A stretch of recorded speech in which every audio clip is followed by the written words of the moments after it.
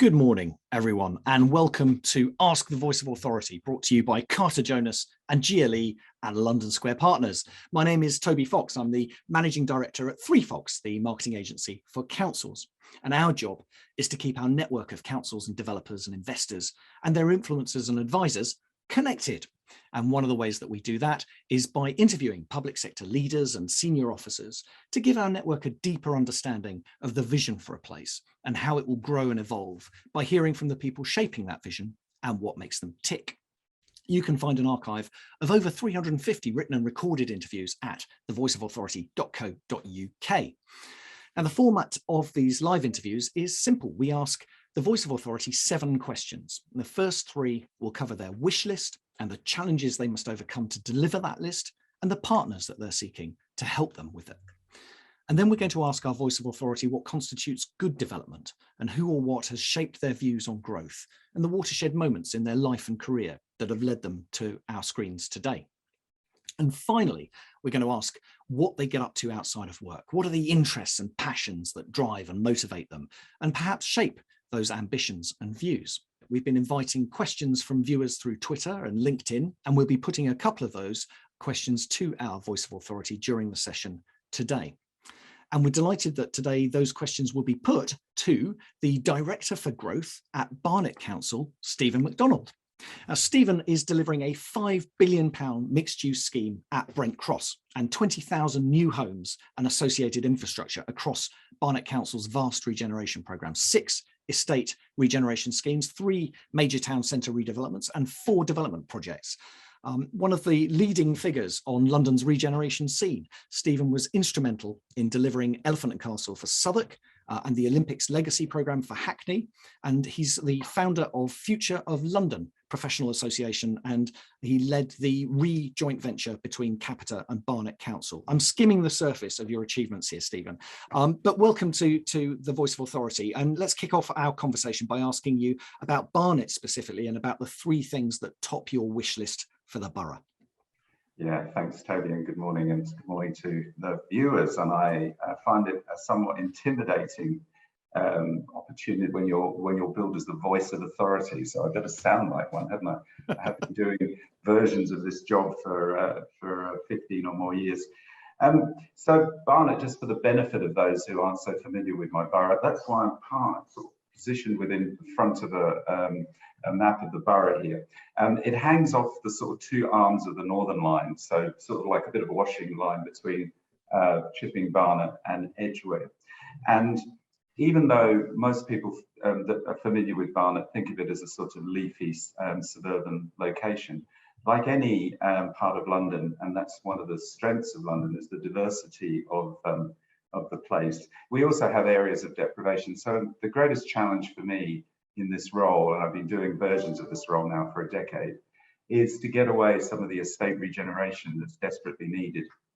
We have one of the biggest estates that left over from the 60s called Graham Park, which has sort of become almost like a talisman of estate regeneration and how are the challenges that go with that. So that's my first and biggest one. The other one is I'm building a railway station, never done that before. It's surprisingly challenging doing that. We're well progressed. In fact, we had the Chief Executive Network Rail down to visit the site about 6 or so months ago, and he's decided he's going to outsource Network Rail to the London Borough of Barnet, because I think we're actually on schedule to deliver a railway station the only time a major piece of infrastructure, rail infrastructure, is going to be delivered on time and almost to budget. And then, and I think this will resonate with anyone listening from my sector, probably both sides of the public-private divide, is getting the right people to do the job. And that challenge is an ongoing one. Having a team that you have the skills, have the capacity, but in particular, have the enthusiasm that you need to be able to do regeneration. There's a reason it's called regeneration. It's the word generation. It takes that long. So you have to have endurance, persistence to do this job. Great stuff. Thanks very much, Stephen. Let's unpack that slightly. And you talked about the railway station. What's the role of the council in delivering that project? precisely? Yeah, so we're actually, look, context, one of our biggest single regeneration scheme in Barnet is Brent Cross. Brent Cross will be 8,000 homes and 5 million square feet of commercial development when it's completed, along with 3 schools, several parks, and all the gubbins that goes with building a new bit of London. The challenge with that scheme from the very out was that it was actually a regeneration ambition without a mass transit solution, but it actually sits next door, right butting the Thameslink line. So in one of my madder moments, I went, well, the obvious solution to that is just stop the train by the development, and then we can get the regeneration away. So how hard can it be to build a railway station, a couple of platforms and a ticket box, I thought. So experience as a teacher, I will never try and build a railway station again, let me tell you. Don't try this at home, kids. £400 million later, but the council is actually, we got the funding through a very complicated arrangement with both the GLA, with the City Hall and Whitehall.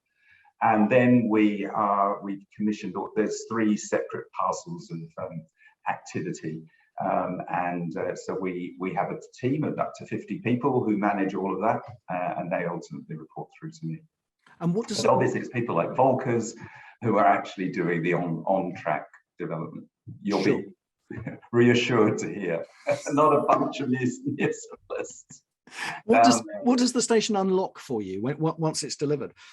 Well, it will come online next year, and what it will mean and what it has meant is going from having a bit of dirt in London, a substantial piece of land, 150 hectares, but actually sort of isolated from the rest of London because of the particular topography, the North Circular, the M1, the Midland and Mainline railway stations, separating that from the rest of London. What it actually does is it now means that the 20,000 people who will both work and also 20,000 people who will live there can actually get on and off a train 12 minutes into central London, half an hour to Luton. It made an isolated, or will make an isolated piece of London incredibly integrated into the city. And that meant that 7 years ago, I could head off to Nipin, which I did, confidently saying, look, we're going to have this great new piece of London development community. Please come and pitch up in our patch and do what you do best. And we were delighted not only to get Argent, who bid for that piece of work, and everyone knows them, of course, from their great work at King's Cross, but they also teamed up with what is effectively the Argent equivalent in America, called Related, and they are now a company, actually. It's a marriage brokering going on there, and they are now doing that development in Southwark. Fantastic. And can you unpack for us a little bit about the Graham Park scheme as well? You mentioned getting that away. Graham Park is a classic, challenging estate regeneration scheme. It was built in the 60s when they thought it was a really good idea to turn its back on basically the rest of the community around it. So it's very inward focused. And they also had another brilliant engineering idea. Oh God, I'd love to go back to the 60s and work out what was going on in these people's heads. Rather than run the pipes, like underneath the buildings, they decided they would run all of the heating and water, electricity across the top of the buildings. And they're all of about 8 or 9 stories. So we have swimming pools full of water sitting on top of buildings. This makes actually... What could possibly go wrong, Stephen? Possibly go wrong. So just actually doing that thing you have to do when you're doing estate regeneration, which is knock down a bit so that you can then build a bit, rehouse the people that you take it out of that bit, like a domino effect, which is how you do estate regeneration. You have to take the lot down at once, so particularly the core of the scheme, which is and that presents an enormous challenge, both in terms of how you handle that with managing the people who live on that estate. Remember, this is a home to people, but also how you do that in a way that is affordable, as in where do you get the cash? We work with Notting Hill, Genesis, and have been doing so for over 10 years on that scheme. And we are getting there. but it's a slow burn. And the thing about that, the challenge particularly, is keeping the community there with you through that journey, because of course, you know, it's like, watch this space, really, honestly, watch this space. And of course, they're all going, well, where is this regeneration you keep promising me? And anyone listening to this show who are doing estates regenerations that I've been responsible for similarly, such as the one at Elephant Castle, such as the one at the Aylesbury, Woodbury Down in Hackney, it's the same story written just repeatedly across London. These things take a long time. And I remember once, and it was and it goes to a question you might ask me later about influences. One of the first and telling stories, episodes that happened to me, I remember I was knocking down what was built at the time at the Elephant and Castle. It was the longest residential building in Europe. And the engineers were delighted with this building that ran along the entire length of the new Kent Road. Of course, that might sound great in engineering terms, but try living in that. And of course, we had to knock that building down as part of the redevelopment, which is, if I may say, looking great. I think Lendlease done a terrific job, or are doing a terrific job. And I remember going and meeting Agnes on the top floor of this building. I thought, I'm going to go and meet the people. I'm going to reassure them it's all going to be fine. I'm going to really manage their move out of the building. I'm going to send them to wherever they want to go. I'm going to make sure that all happens. I'm going to get the removalists in for them. They aren't going to have to worry about any of those things. And I got there and I sat down, and Agnes, who was about 85 and had come on the Windrush, and she sat me down. She gave me a cup of tea, and she sat down, and it was really one of those moments where we felt very humbled. And she said, well, listen, dear, it's all very well and good, and I understand what you're doing, and I really do support what you're doing, but I'm 85. You know, when I'm saying I'm going to knock this building down, in about 10 years' time, you can come back again, that doesn't really resonate very well, does it? And it really just made me think, what is it like to be one of those people who actually has to live through this experience? And it's all, I've always got Agnes in my mind whenever I'm thinking about, and I've gone on to do many estate regeneration schemes since. So she has been, actually, in that very simple comment, one of the great influences. If there isn't a song, ahead of myself here. If there isn't a song called Agnes on my mind, there really should be. Okay, let's move on to the second part of the interview then, because I want to talk to you specifically about the challenges that you face in delivering Graham Park and the other estate regen projects, and delivering Brent Cross and the wider regeneration programme. I've got 3 questions to put to you on challenges, one from me and 2 from the audience, and then if there's anything else that you'd like to talk about afterwards, then we can wrap up. But my question to you is around the politics of regeneration. So in May, Barnet got its first ever Labour administration. What kind of challenge does a change of administration present you and your programme? Yeah, I think that's a really fair question. And for those who are not so familiar with Barnet, I mean, Barnet includes Finchley, and Finchley was Margaret Thatcher's electorate. It has traditionally been a Conservative authority. And interestingly, well, as a consequence, that's small c as well as big C Conservative. So actually, it was not a borough that actually necessarily embraced the concept of development and upsetting the way in which the character of the borough. So, but I think with the change in administration going towards Labour, I think there are 3 really key. They're not so much changes; they're a matter of emphasis. But they're important emphases, and they are sustainability, building stuff that actually addresses the climate emergency, but also actually is sustainable for the residents themselves. I mean, not continuing to build those sorts of Graham Park-like buildings, which are cold, damp, and secondly, a real focus, and this will come as no surprise, and nor should it, on affordable housing, and a real doubling down on viability when it comes to development, and how much really can schemes actually afford in terms of viability, really focusing very much on getting that minimum 35% with a target to get 50. And I'm not suggesting that the previous authority weren't keen to have that happen either.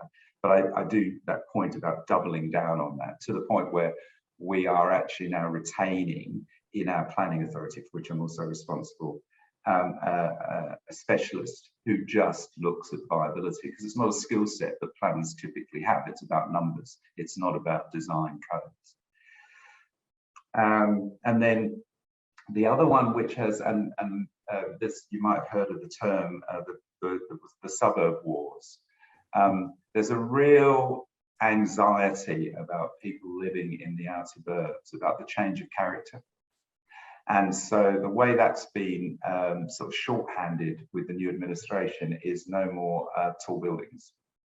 And so we don't have that many in Barnet, but this presents a particular challenge, and developers listening to this podcast will know about this, and that is, you know, how do you get more sustainable housing, which costs more, get more affordable housing, which means build more private stuff to cross-subsidise and not go up. And I think that's a design challenge, and we've seen some examples of that. And I think because we're in the burbs rather than the centre of London, we do have some more degrees of freedom on that front. So we have actually got a couple of really dense schemes coming forward in the borough, which aren't high. And I think they set an example. And one is at Beechwood, which is a development being done on TfL land right next to the North Circular, by Kira Patler as the developer and Peter Barker as the architect. It is beautiful. It is incredibly dense, and I want to live there. You know, like, and it's right next to the North Circular. I mean, it ticks. How do you do that? Well, you do it with imagination and really focusing on what design can do. 2/3 of the 100-unit scheme on what is an incredibly small site have front doors of their own, because it's only going up to 3 or 4 stories at the most. So it can be done, but it is going to set us all a real, I mean, I love those sorts of challenges, because it has to make you think about how you do things differently to the way you did them before. Yeah, but reassuring to know that there are solutions that have already been found. So there are other solutions to find as well. Okay, a question now from a viewer, David Hutt at Gleeds.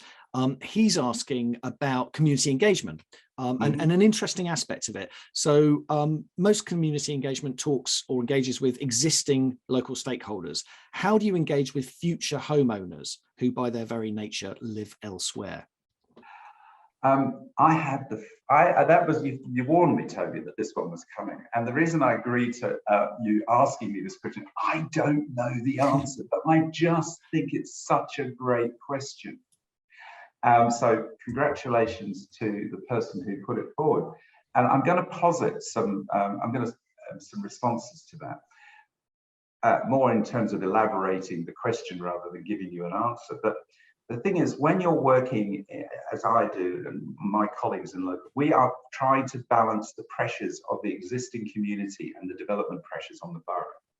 And the people, the people who are here are not only here and therefore get a voice because they get to vote, but also they've lived here a while, so they get to know their neighbours. They've managed, you know, if they're particularly active, they manage to get together sort of pressure groups. So they're there. We know who to talk to.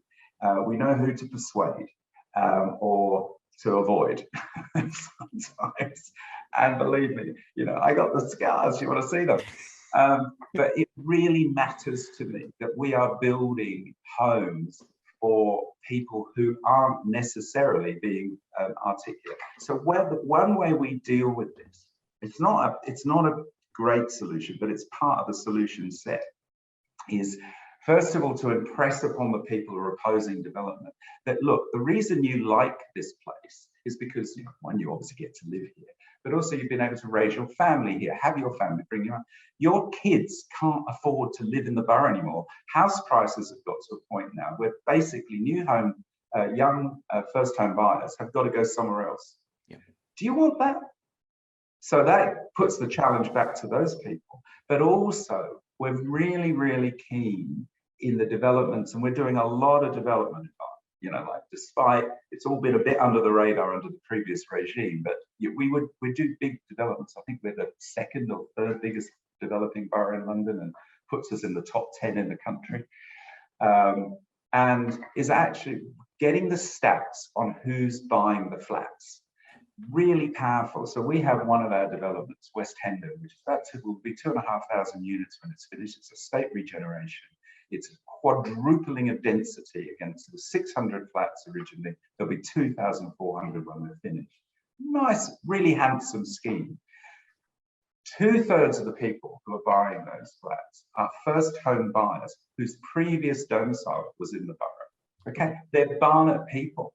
They're finally getting an opportunity to get onto the property ladder. And are you specifying that, Stephen? Sorry, are you specifying that those homes go to those people, or is that just what's happening? You can do that with shared ownership. So with shared ownership, we've got our first pocket scheme in the borough. I'm really excited about pocket turning up, which is for those who don't know, it's a discount market product. I love it. It's just about affordable for people that we want to encourage to remain or indeed move to the borough. In the case, for the first year of that scheme, the first refusal goes to local residents. Okay.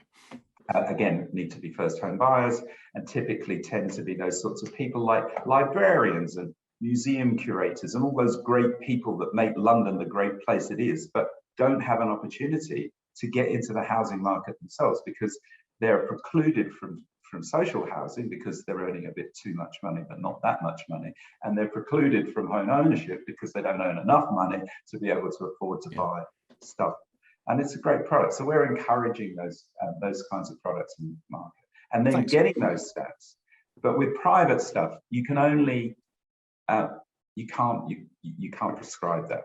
Yeah. And I don't think we'd want to, but I think it just proves what I'm doing with playing those statistics back to members and the community is that if we build stuff here, we're not building it for people who aren't from Barnet. We're actually building it for the people who can't otherwise afford to live here.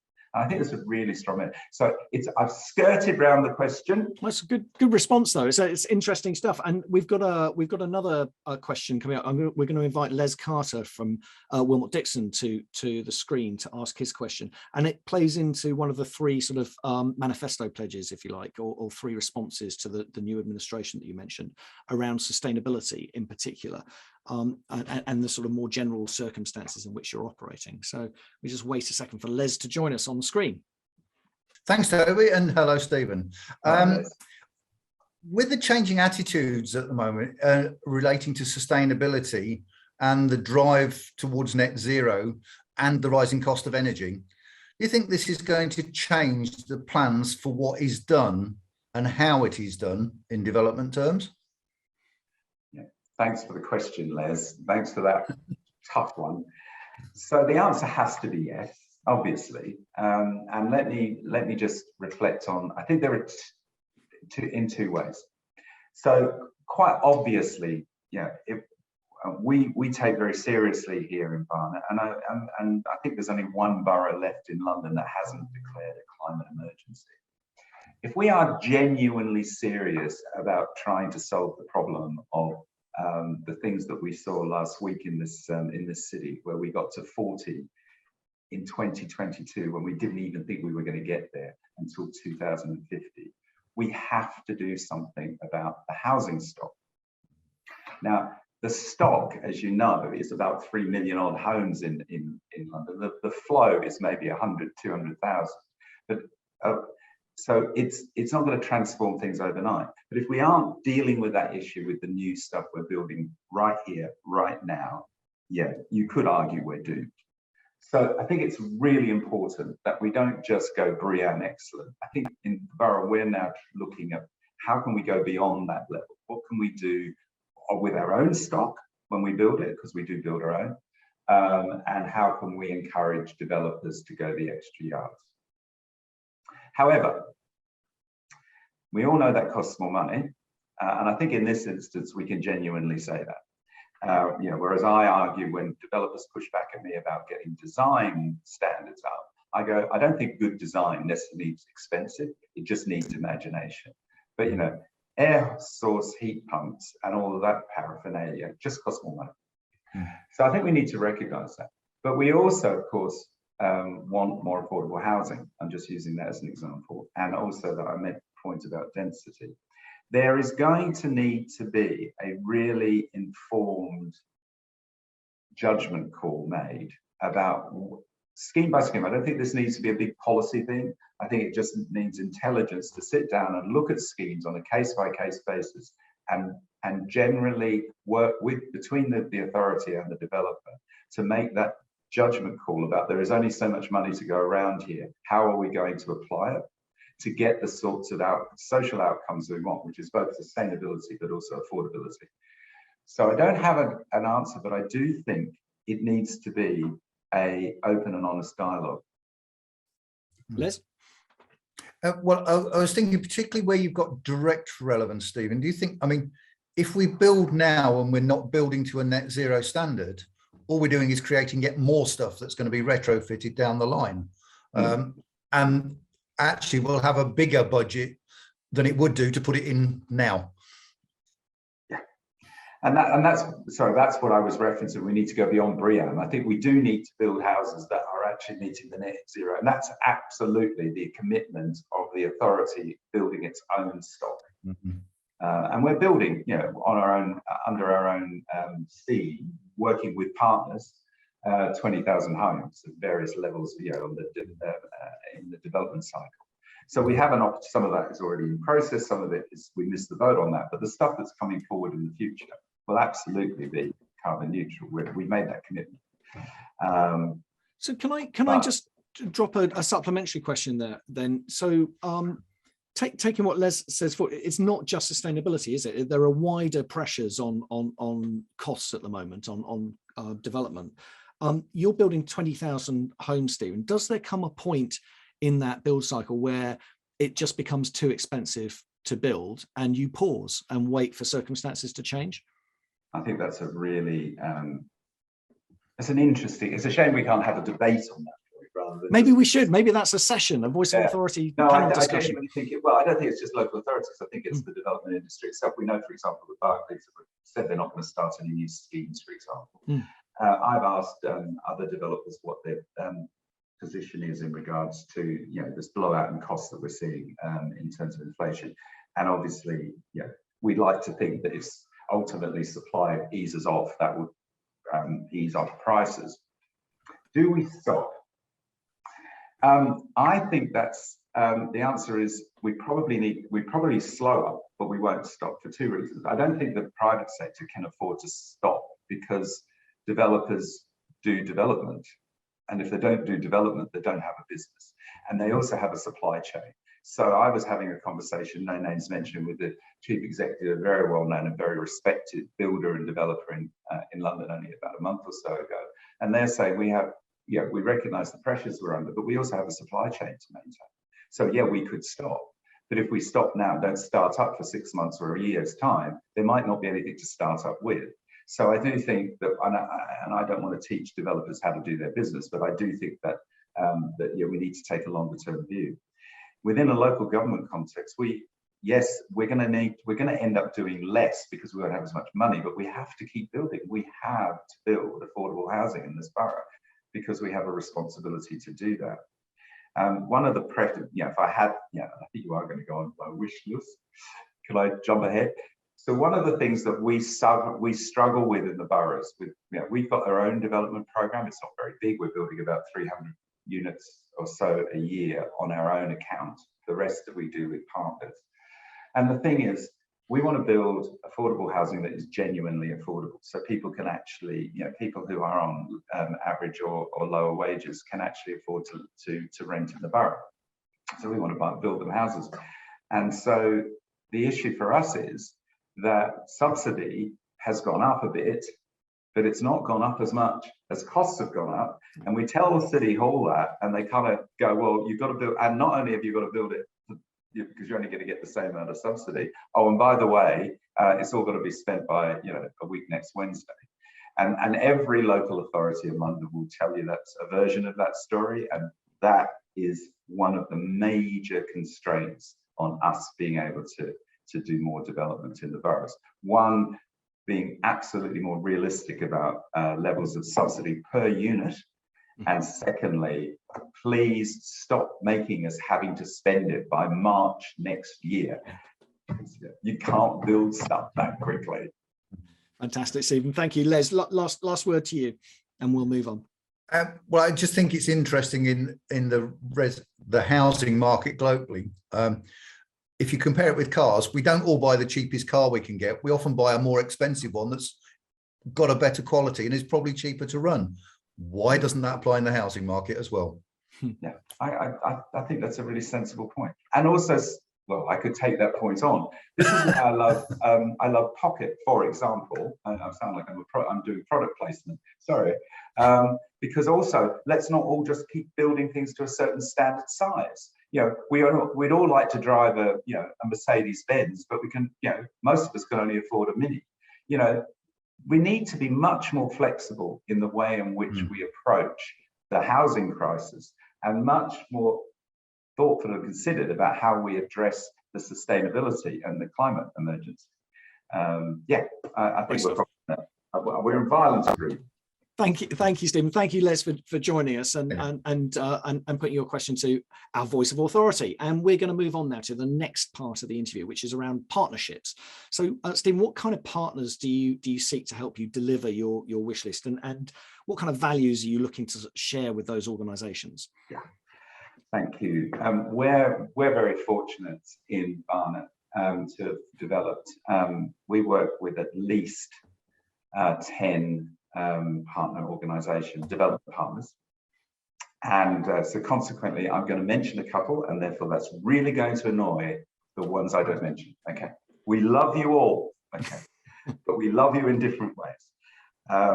But let me can I talk first of all to what we look for in a partner, because this is so important, and some of this stuff is seriously not rocket science, but I'm going to say it anyway, and some of it I think it just needs to be maybe helpful.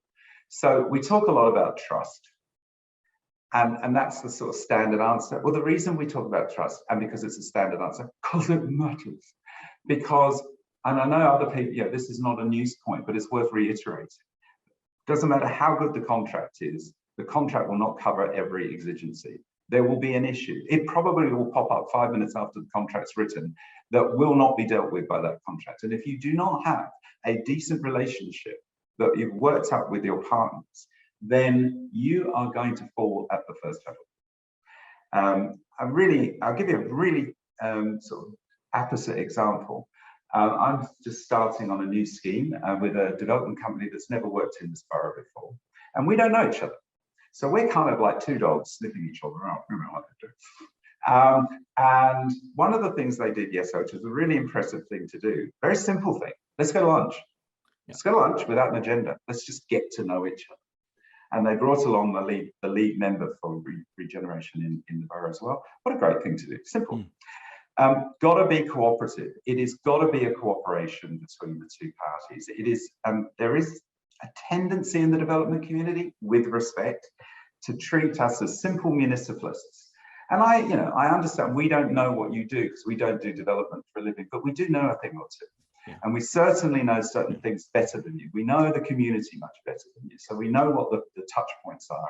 We know how to get your message out. We know how to help you get your message out there. Don't assume we don't know anything. And that's not just me being a little resentful sometimes, but I just think it is a cooperation. It should be literally a partnership, which leads on to then be respectful. I think it's fair to say that on both sides of the divide, there can sometimes be some real skepticism about the other side. And I think if we start a relationship with develop mutual respect, and it's really important. But importantly, I mean, all those things are fairly obvious, and but interestingly, often don't happen. So it's therefore why you need to reiterate them. But one of the things for me is recognizing that, again, I made the point earlier, there's a reason that generation is in the word regeneration. These things, big schemes take 20 years. Yeah. So you're in it for the long haul. So recognize that from the out. We have the benefit of working. I'll give an example, which it just manifests this beautifully, is the relationship we have with related Argents, at Brent Cross, who are our long-term. We know we're in a partnership for possibly 20 or more years. Mm. And we know we're going to have some issues, and we've had some. And sometimes you have to kind of take it on the chin, because sometimes we've lost something, they've lost something. But that's great, because if the balloon goes up every time there's an issue, and you don't got to roll over on this one, you're not going to make the distance. So endurance, so trustworthiness, cooperation, respect, and endurance are the sorts of values that I look for in the partners that I work with. Those basically come down to looking someone in the eye and trusting that you've got them. It's a judgment call, isn't it? There's no sort of contract that you can draw up that provides those things. Yeah, that's very much true. And I'd like to think that the developers who work in this borough recognise that. And my word is my bond, and I'm sorry. And I find that that's what. So again, another recent example comes immediately to mind is a developer who has bought a large site and spent a lot of money buying a site without actually have bought a site, unconditionally, and who are not assuming, but we talked about this, that they can get a level of development away and a type of development that I'm going to agree to. We've got nothing in writing, and yet they've gone out and they've bought that site on the strength of that. Now, that's ballsy. Yeah, that's big risk. But I think it's a measure of the sorts of relationships that you can develop, and we will follow through on that. I was going to say, is that keeping you awake at night at all? If I've got so many reasons to lie awake at night, let's go back to building a railway station, but I sleep well. Yeah, I sleep well. Been doing this for a long time. Well, let's talk about some of the things that you've achieved in that time, and some of the things that you've observed and liked. So let's talk about what you think about as good development. Yeah. Oh, I can. How long we got? Good development. 5 minutes. I can also, I can also point out some pretty bad ones, but let's not do that. Let's be positive. So I mentioned earlier the Cura Patworth development in Barnet called Beechwood.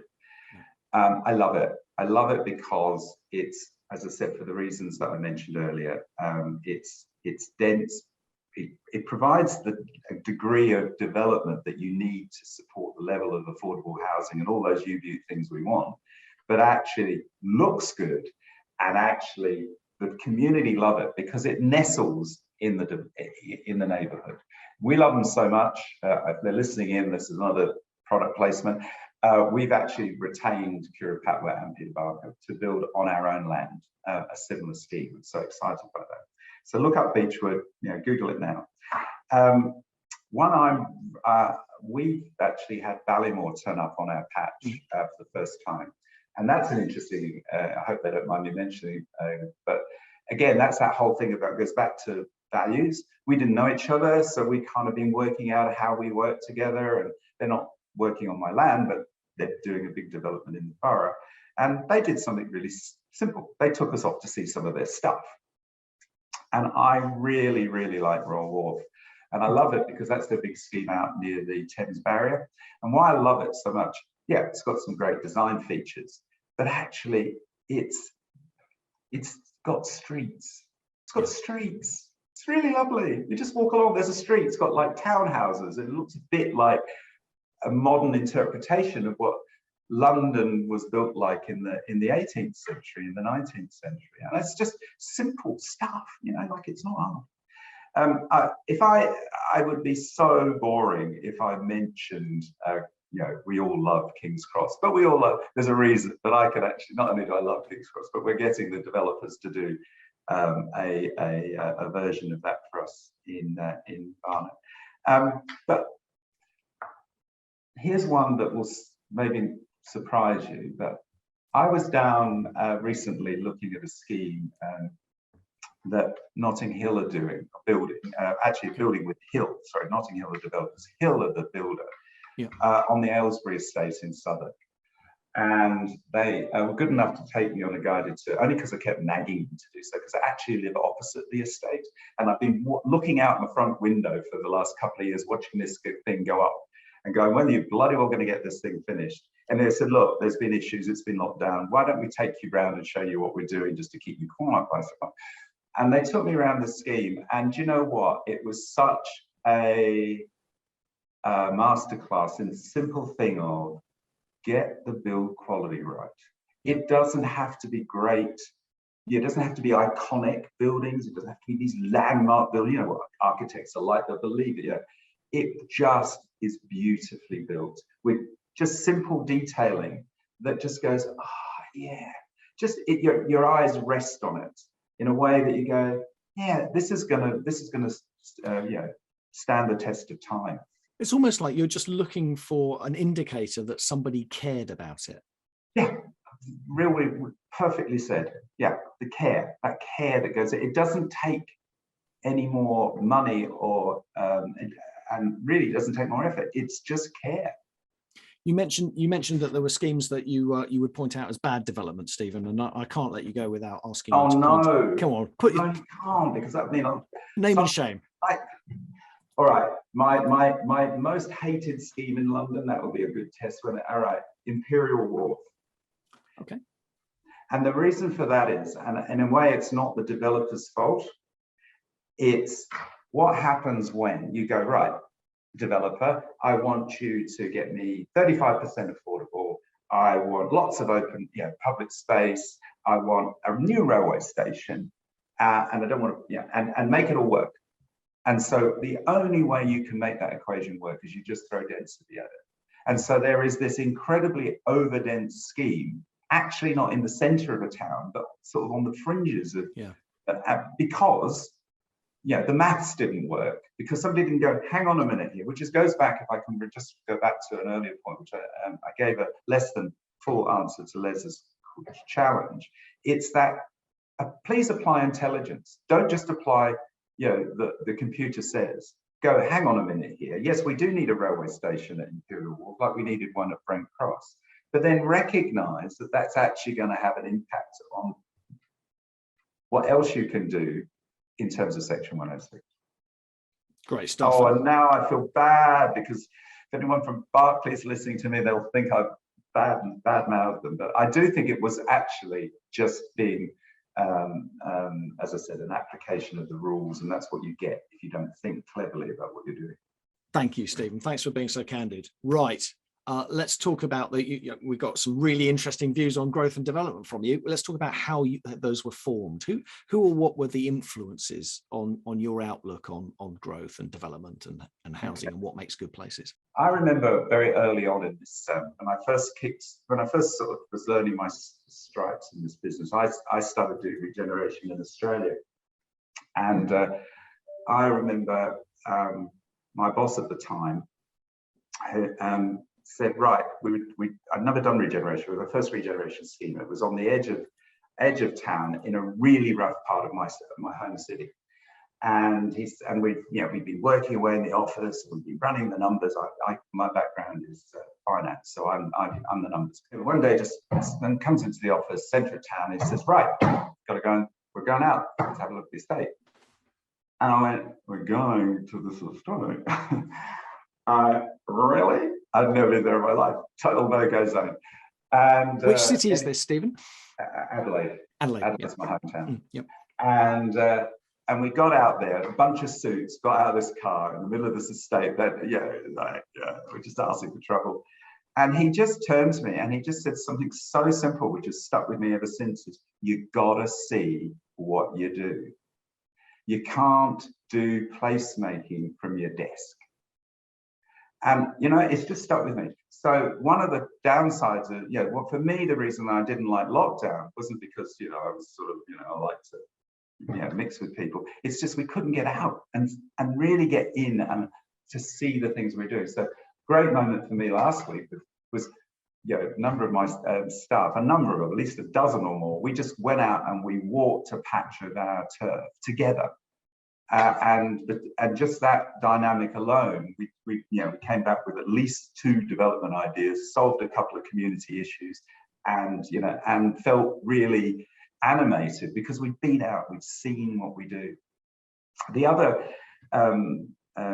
again, a shout out, working with the great influence, one of the more recent influences for me has been working with Argent, which, I'm on the, we've formed a joint venture. It's a genuine joint, 50-50 joint venture. I'm on the board of that, along with the likes of people like David Partridge and Andre Gibbs.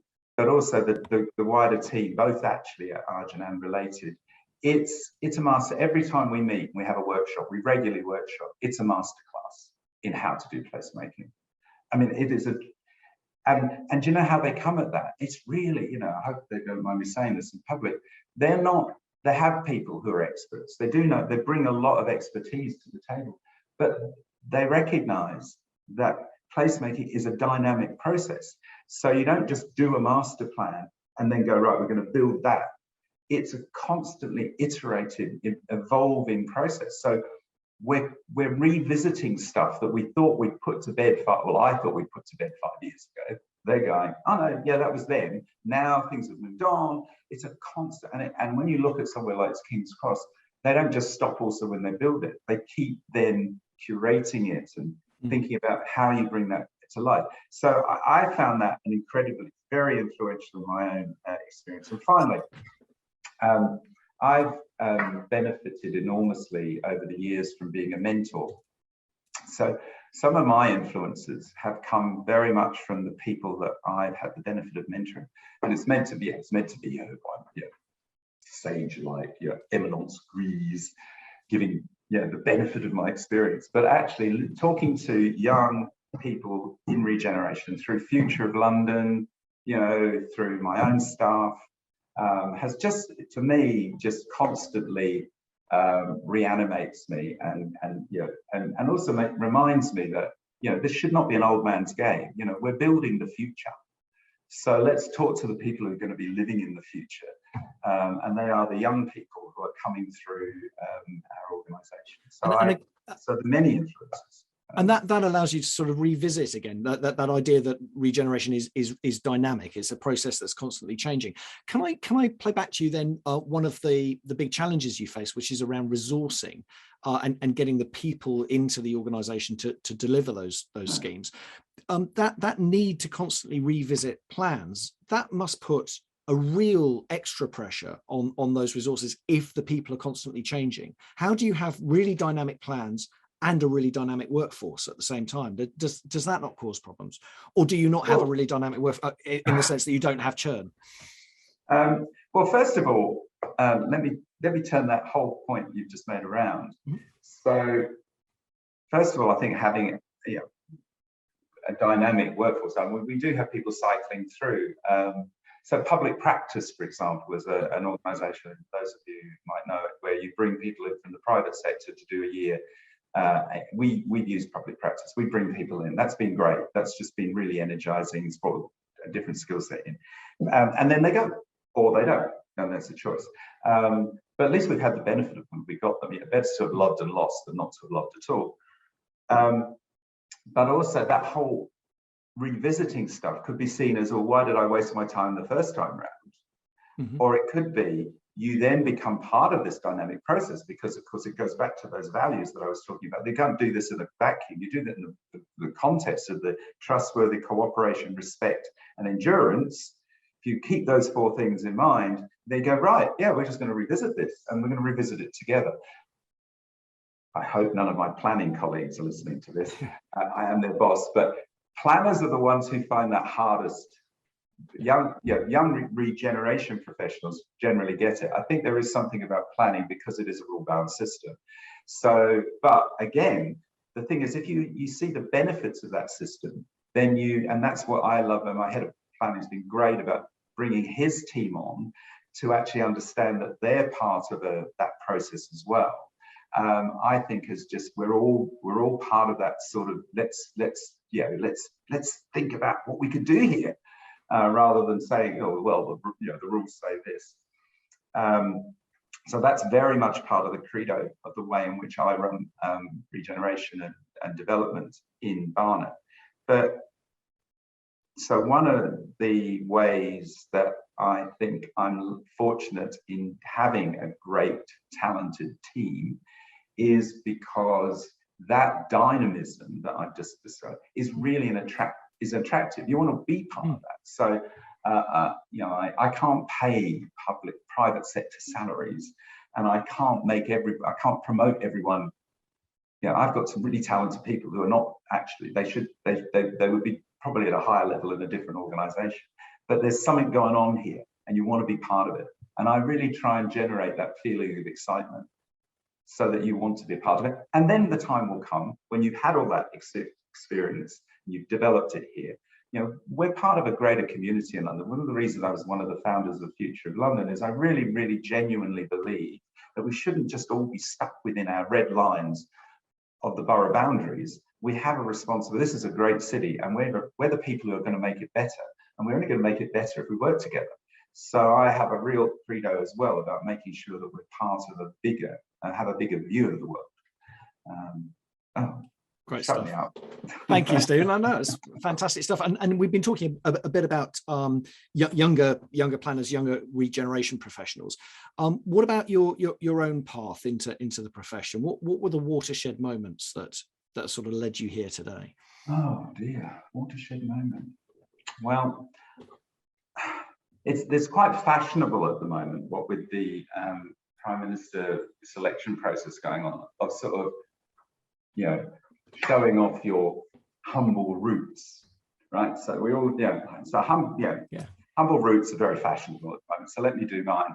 I actually started out life on a housing estate in South Australia, my hometown Adelaide. It was a very large housing association which built a lot of the homes for working class people. And my parents were immigrants to Australia, 10-pound poms, moved to Australia, and they moved into one of these estates, and where I grew up. And it was a mixed estate. There was private ownership, there was rental. Sound familiar? So none of the kids at the school I went to university, and I didn't expect to, but as it happened, circumstances when I managed to get to university.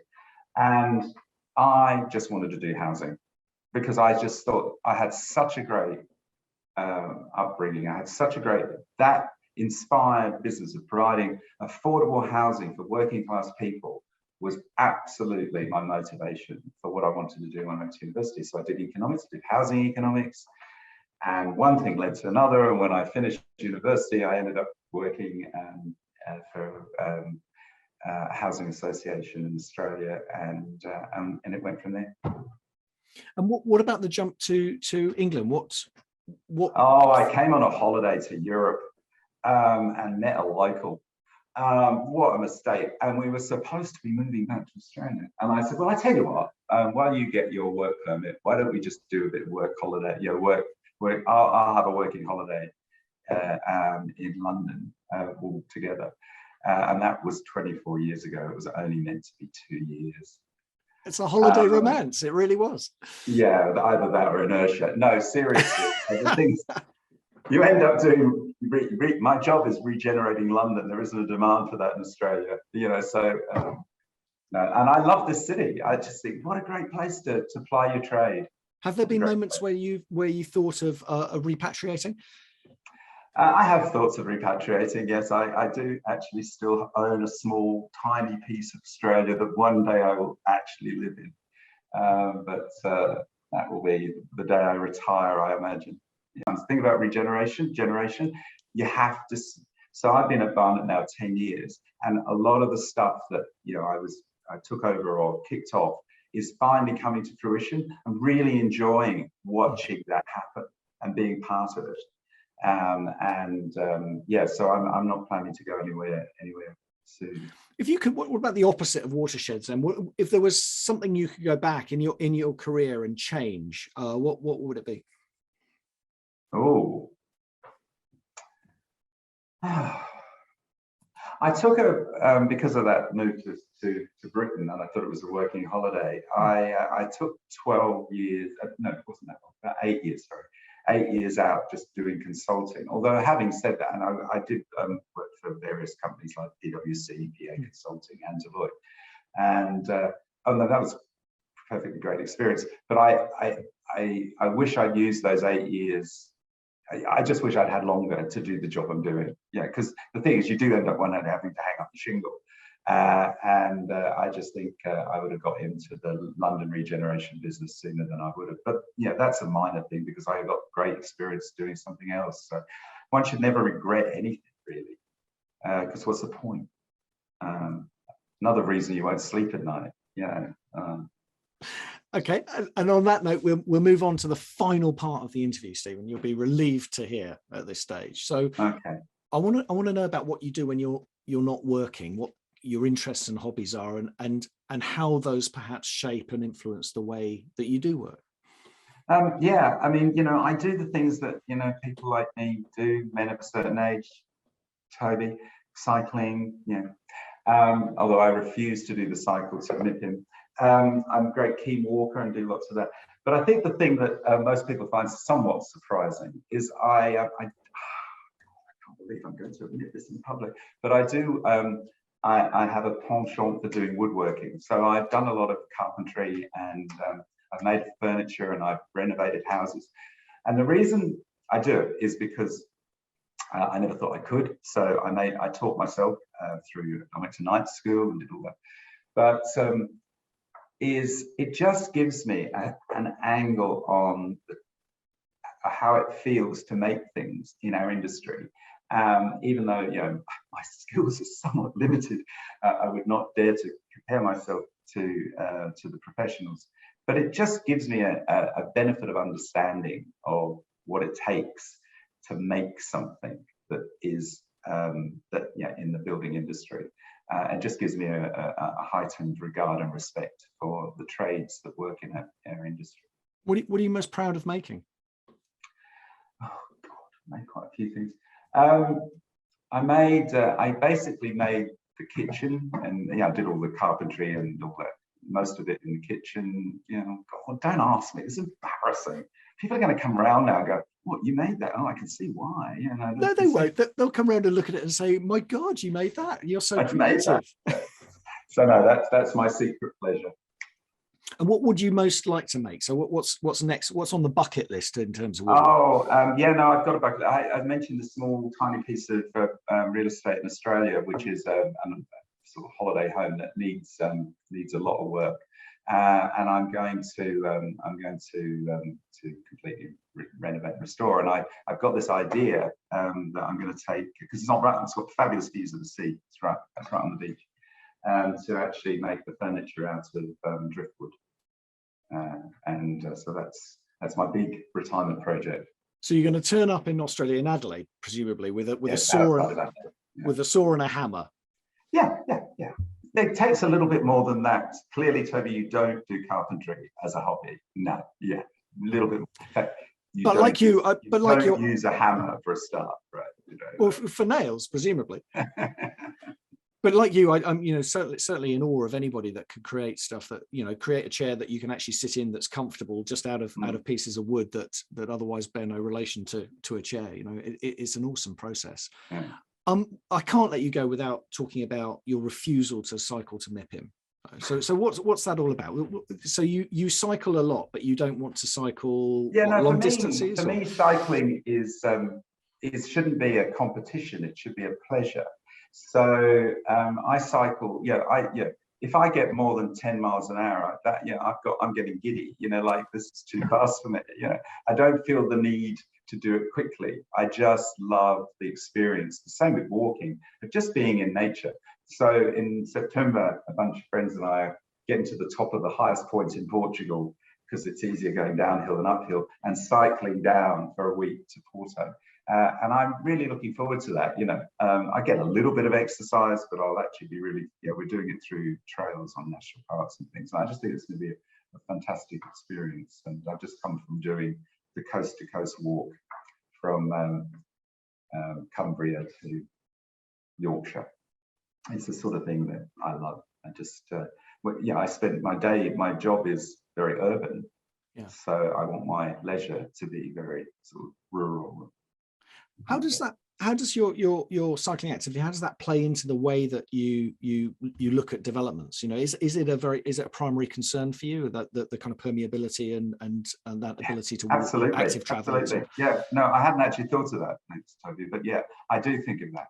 It annoys me that you can't walk through any new development. You should be able to pedestrian walk through it.